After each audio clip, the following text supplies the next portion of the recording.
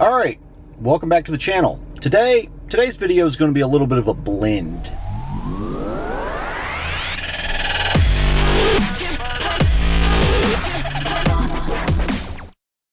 So today's video is going to be kind of a blended video of multiple days all kind of wrapped together in one.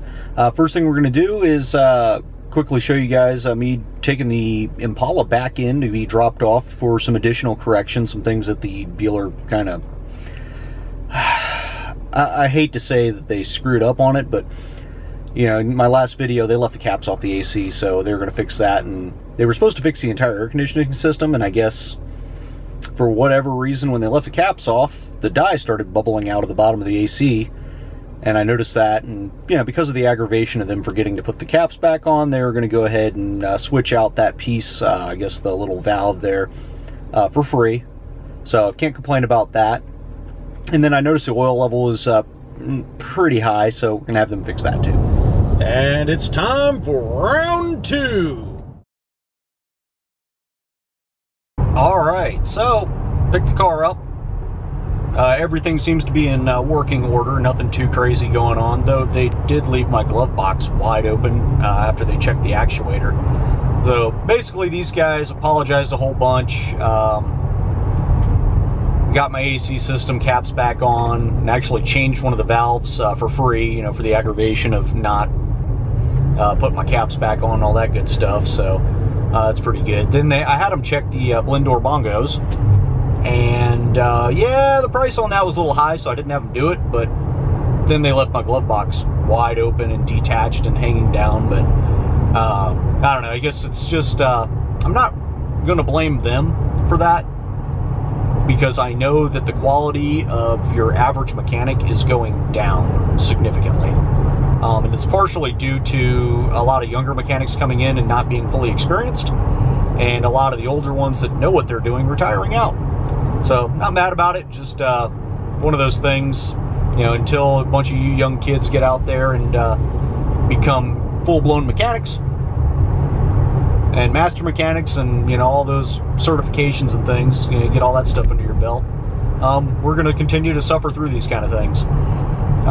Nationwide, from what I've seen, there's a mechanic shortage. So if you guys are thinking about, you know, what kind of job you should do when you grow up, basically any kind of trade, because a lot of people were told to go to college, and they did, and nobody went and did the trade stuff, and then the trade people started getting paid badly, so nobody started doing the work. But that's my little rant there. I'll let that go. Either way, got the car back, it's running, can't complain. And best of all, I didn't have to do it myself. No crazy check engine lights, and we'll go ahead and turn the key off. Give me them blend door bongos. Oh yeah. Car's been sitting for about 3 days, maybe 4 now, I'm not even sure.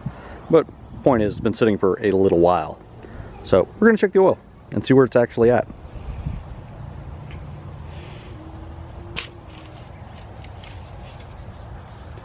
So for absolutely no trickery, I'm gonna wipe the dipstick off really well. Kind of show you guys where it's at.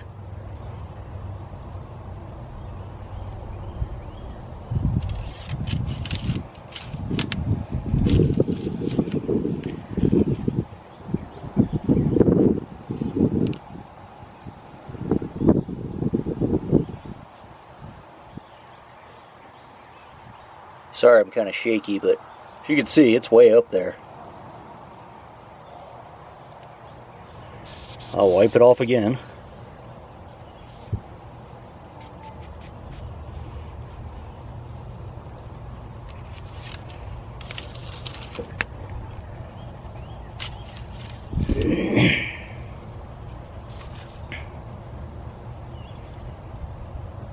I mean, that's pretty far up the dipstick, guys.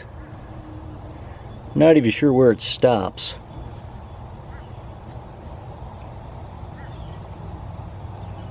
But that can't be good. When I looked at it earlier, it was all the way up to about here. Well, like I said, the car's been sitting for a while. So it's not like it's idling. You can't see it idling at all, but apparently that's a proper oil change from the dealer. Not impressed. Not at all. And see, the thing is I gave them an opportunity to correct this. Took it back, said, hey, you guys way overfilled the oil. On the actual receipt, I was charged for 6 quarts of oil, and according to the owner's manual on this vehicle, there's only a 4-quart capacity, which means I'm at like 150% of my oil capacity. I imagine that probably isn't good for the engine. I mean, I've talked to some mechanics. Some people seem to think it'll just burn off, but I've also talked to some other people that seem to think that it might cause some of my seals to fail. And I already do have some weak seals because the car is old. I mean, it's an 11-year-old car. It's a 2010 model. So after taking it, getting an oil change, getting the oil level corrected, that's where it sits. So I guess I'm going to do it myself. It's unfortunate. I am glad, however, that they did get the AC figured out. That only took them 2 tries. And as of right now, I guess the cooling system's good. I guess, maybe, hopefully. Doesn't give me much confidence when the other 2 systems weren't right the first go around. Guess that's how it goes, though. We are in Florida. Service down here is horrible in general. But you would think that it'd be kind of hard to screw up an oil change. You would think. But hey, maybe I'm just confused. I mean, I'm not a mechanic. Maybe it is okay to have 150% capacity. I mean, I could just drive the car around for a long time and see if it blows up. Nah, I'm not going to do that. But yeah. We're going to go drain some of this oil my damn self because when they were given the opportunity, they couldn't figure it out. But I digress. Oh, this is cute. Get underneath the car and there's definitely oil leaking from the actual the nut on the or I should say the bolt on the bottom of the oil here. So basically they didn't tighten it down all the way, or it's missing a piece, like maybe the crush washer. I don't remember if this car had one of those or not. I know some cars do. That's comforting. It's real comforting. Nice try, guys. Nice effort. So I just drained some oil out of this thing and tightened it down real good. Doesn't look like it's actually leaking out of the little cap there, little drain bolt, but see, I got a pretty decent amount of oil out of here. I don't know what that is, maybe half a quart, something like that. And that puts my oil right at the very, very top of the hash marking with this car on an incline. So pretty close. I'm not going to keep messing with it, but yeah, kind of annoying. Kind of annoying. At least it's right. It's kind of funny as I was reading the owner's manual and says don't overfill it because you might damage the motor. And now, the real reason why I have not pulled the push bumper off the front of the car. Because it makes it that much easier to get out from underneath the car. Oh yeah, convenient handle. Alright, so as you can see, got the Impala back, and wasn't super thrilled when I got back in the car and the glove box is wide open with my stuff strewn about all over the floor. But yeah, that's life, I guess. Anyway, the next thing we're going to do is go out and hit the junkyard, because blend door bongos from the dealer costs a lot to fix. Just so you guys know, if I remember the numbers accurately, I think it was $86 for the part. And I'm sure that's with, 200% markup or whatever they do. But, so I kind of figured that was going to be expensive. But then the labor, the labor's bananas on this. Absolutely bananas. And that's what stopped me. So the whole point of taking the car to a car dealership to have them do the work, and I know a lot of you guys say, oh, it's a dealership, blah, blah, blah, blah, blah, is to save time. Like, if it's something that I think is going to take me a really long time to figure out and do, because I don't have a whole lot of free time on my hands. I'll have them do it, because like changing out a radiator, I could do that, but it's probably going to take me an entire weekend to figure it out. And then, you know, the mess associated with it and all the other insanity that goes on. If it's something smaller, easier, simpler, like, yeah, say an oil change, or, you know, like switching out a dome light, or, you know, little things that take, you know, maybe an hour or something, I don't mind doing that stuff. So when they told me that the labor on that was $400 and something, I was like, you guys are bananas. Absolutely bananas. And, you know, I figure for the little, you know, blend door actuator motor, whatever the heck you want to call it, with 2 little bolts in it, even if I got to completely disassemble the dash, it's I'm not paying somebody $400 to undo 2 bolts. That's crazy. I mean, I'm fine with paying a bunch of money to, you know, get somebody to play with an AC system, because if you screw that up, you lose all the Freon. Same thing with, you know, a radiator, which I'm sure a lot of you guys could probably do very quickly. Just, I haven't done one, and I know it's going to take me a while, because it's a learning curve, first time you ever do anything. And if I had a lot of free time on my hands, I'd probably just do it, but I don't. I don't have a lot of free time. As you guys can tell, I don't make a ton of videos anymore, because I got a lot of stuff going on. But, I digress, and rambling. But that's part of the reason why we gotta go to the junkyard and find a one of these little motors and see what the things cost.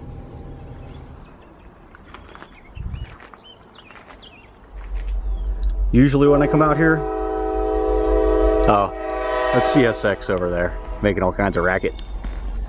But normally when I come out here, these are gone, and when they're here, they're not intact. So, taking this one with me, definitely. Spotlight on this car is kind of trash though. Look at it, it's bent. And somebody thought about taking the light bulb and then gave up, I guess. But that's the story of most of these Crown Vics. That's how it goes. Somebody needed that seat.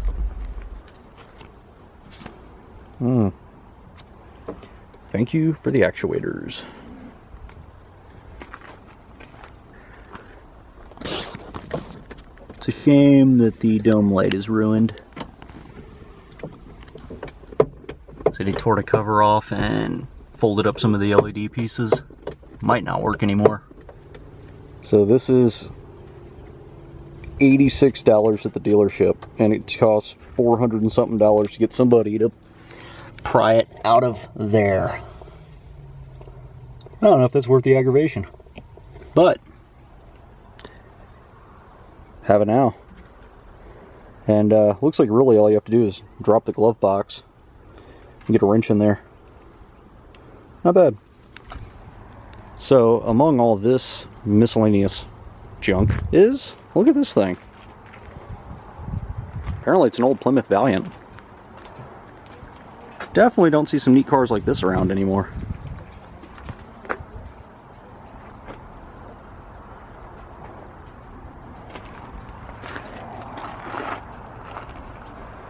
Pretty tore up.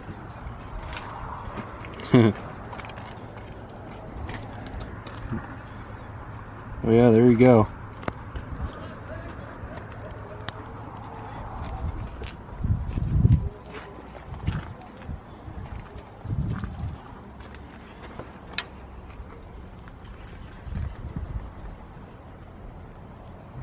Alright, so just got done at the junkyard. Got myself 2 strobe lights out of a Ford Crown Victoria that may or may not work.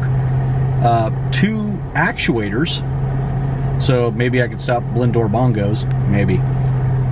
And then 2 ticket lights from Crown Victorias. And the plastic, I guess, cover or whatever is still beautifully intact in both of them, so I had to grab those. I wasn't going to leave them there. I guess I'll crack open the bag and show you guys what I got. Oh, blend door bongos. Blend door bongos. Hey, it stopped.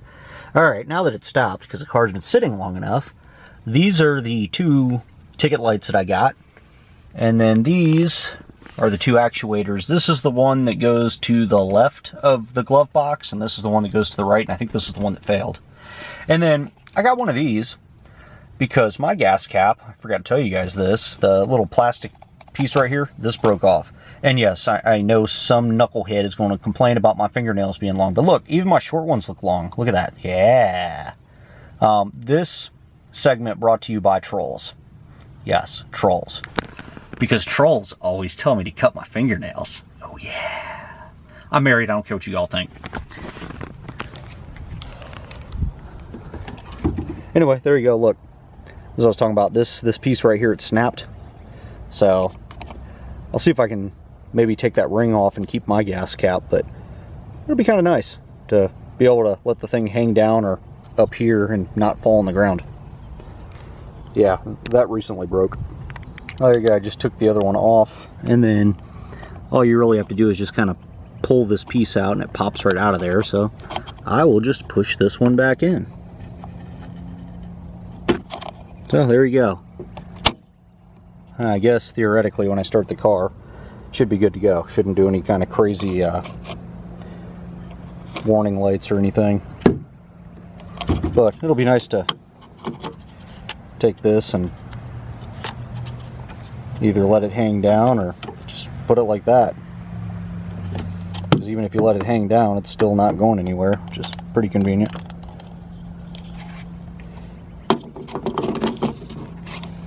And a gas cap is a gas cap is a gas cap. And it ain't any better or any worse than the one that was already on the car, which you can see is also pretty grimy. So there you go, switch my gas cap. Outstanding. Alright, so in front of that piece of, I don't know, it's not really paper, but the thing here, those are 2 strobe lights that I salvaged from the junkyard. Now, not 100% sure if they actually work or not, but I do have a bad strobe light bulb in this taillight. I believe it's this one, the upper one, because the lower one still pulses, but the upper one does not. So let's fire up the car and see if these bad boys work. Alright, Crown Victoria, let's see what you got. Oh, you still got battery power. That's right, Crown Vic still lives. It fires up like a champ. Anyway, let's go ahead and hit the strobe light. Power up the strobes in the corners. So because the lighting's kind of weird and the camera probably isn't picking this up super nice, the lower strobe right here is working, the upper one is not. So this one doesn't work, that one over there does. So all I'm going to do is unplug this connector and plug the 2 new strobe lights in and see what happens. Alright, so we got the power source unhooked. Let's see what happens when we plug in strobe number 1.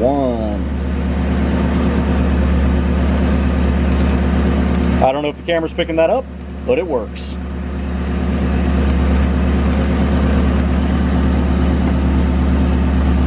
And then we have strobe number 2. Did we get lucky 2 times in a row? Only one way to find out. Yep, looks like we got 2 working strobes. So what does that mean for me? Well, it means I can take that bad one out and replace it with one of these good ones. And have my strobes working the way they're supposed to on the rear end of the car, instead of having a half a tail light flashing and the full tail light on the other side going. So I'll take that as a win. It's a good trip today. Real good trip. So this is kind of interesting. I don't know if you see that manufacturing date. That's 7 of 07. The one I'm going to replace it with, well, actually both of these, should I choose to replace it with either one of them, manufactured just a couple months prior, 4 of 07. So we'll go ahead and, I guess I'll use this one since it's looking convenient. Too bad they put these dumbass giant screws in here, but I can still use the little ones because it's not like I need it real strong on the back side of this. So we'll put this one in and make it work. Alright, got the new one in there. Got the little gasket in, everything's nice and tight, and then went to move it and noticed insects. Oh, the joy of having these cars, especially when they sit around. Alright, moment of truth, got the strobes going. Alright, I'm gonna try not to Florida man kill myself, but that's the side that's working good, and now it matches. Whole thing's lighting up just the way it's supposed to be. Love it. Just in case anybody was wondering, still not a cop. So here's something you guys haven't seen in quite some time. 2010 Impala idling. Headlights glowing.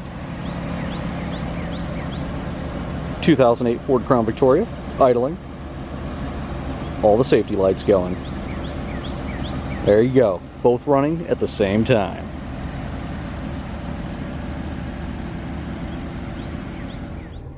Well, now that we got both cars fully functional, going again, I want to say thanks for stopping by, thanks for checking out the video, love to each and every one of you, and I'll catch you on the next one.